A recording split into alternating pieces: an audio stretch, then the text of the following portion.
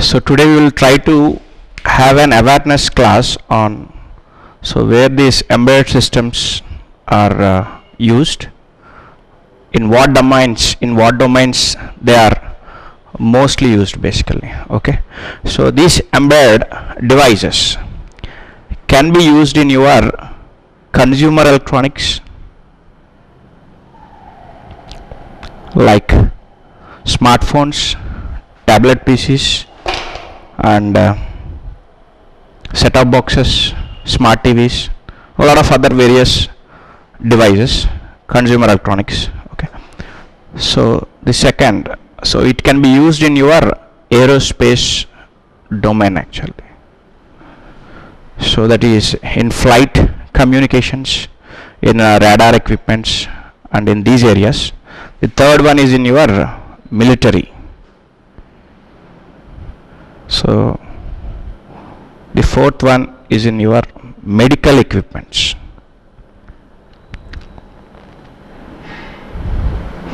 In various domains you can see the usage of these embedded devices actually. So mostly we can classify these embedded devices into two groups. Okay, so one is the basic level.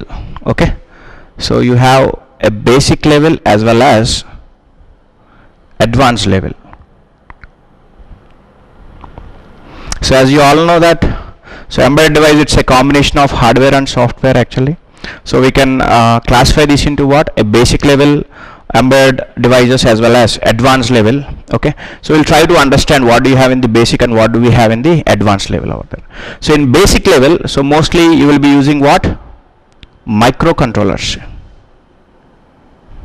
So for example 8051, so ARM 7. In ARM we have multiple versions, so we use ARM 7. Next what? PIC. Okay, so these controllers, so they run at very low speeds. Example, 8051 runs at what speed? So what speed 8051 controllers run? So it runs at 12 megahertz. So what about ARM 7? It runs at 16 megahertz. So PIC runs at 14 megahertz speeds actually. So these are very low speed controllers actually, and so we need to develop some software for these hardware devices which has these microcontrollers actually. For that, so to develop the software we will use what tools? Basically Keil tools over there. We use what tools? Keil software IDEs. Okay, so using these Keil software tools we develop software.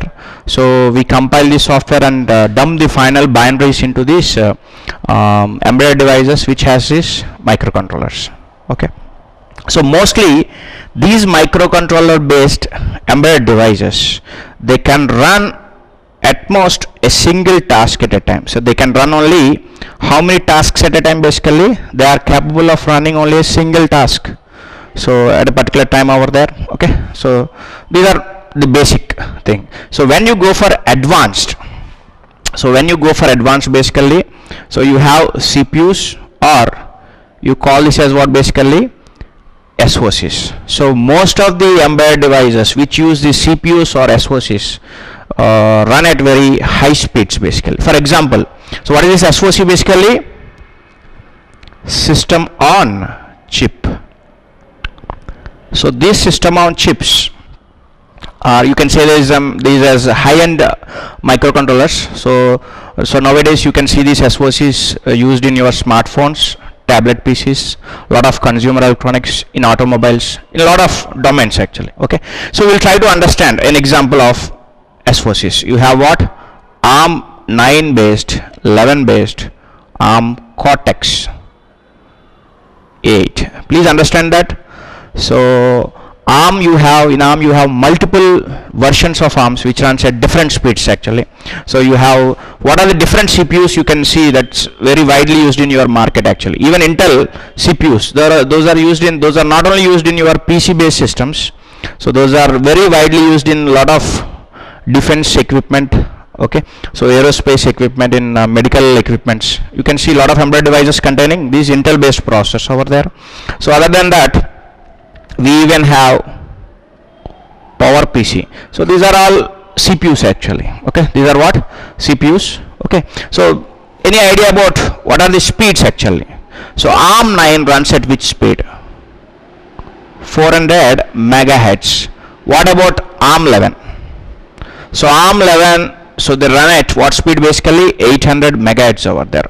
What about ARM Cortex A8? Okay, so you can see this ARM Cortex A8 running at 1 gigahertz. You can have 1.5 gigahertz, 1.8 gigahertz, even 2 gigahertz, and recently we have seen most of the device coming with 2.6 gigahertz over there.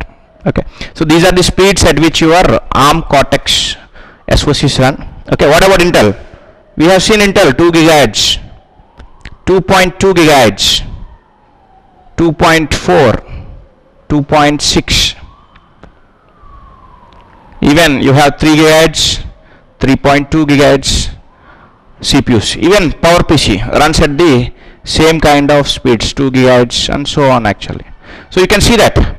So the controllers which are running at very less speeds, 12 megahertz, 16 megahertz, 14 megahertz. What about these CPUs or SoCs? Those are running at very, very high speeds. And that too, in most of nowadays embedded devices, you don't have a single core actually. You might be having what? Dual core. Next what? Quad core. Octa core. Next what? Hexa core. What is this? Dual core is 2, quad is 4 cores, octa is 8, and hexa is what? 12 cores over there. So you have each core running at these high speeds basically. So once you have embedded devices which contains these CPUs or SoCs that are running at high speeds, so how do you develop software for that? So the software development for the devices which are having these high-end SoCs or CPUs are actually, it's a bit challenging over there. So mostly we will be using an embedded OS. What we'll be using basically?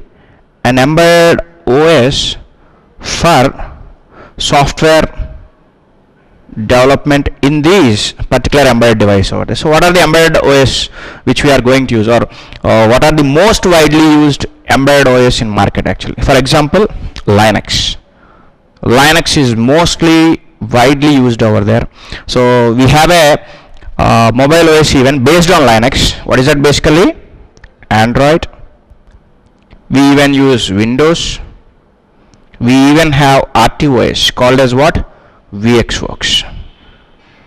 Okay, so most widely used embedded OS is what? A Linux over there. Okay, so you can see that. So these microcontroller technologies, it's a 20-year-old technology, so which is still being used widely, but nowadays most of your embedded devices, they have these high-end CPUs or high-end SoCs, okay, being used inside it. And at the same time, the development, software development for these embedded devices, so mostly you will be using a lot of embedded OS or mobile OS basically. Okay, so you can see that the major difference. So here you can see microcontrollers running at very less speeds over there, and these CPUs or SoCs which are running at very high speed. And at the same time, for the development here, so we will be using what? These embedded OS over there. So you can say that it can run multiple tasks parallelly, over there. Here you can run only a single task, but there you can run what?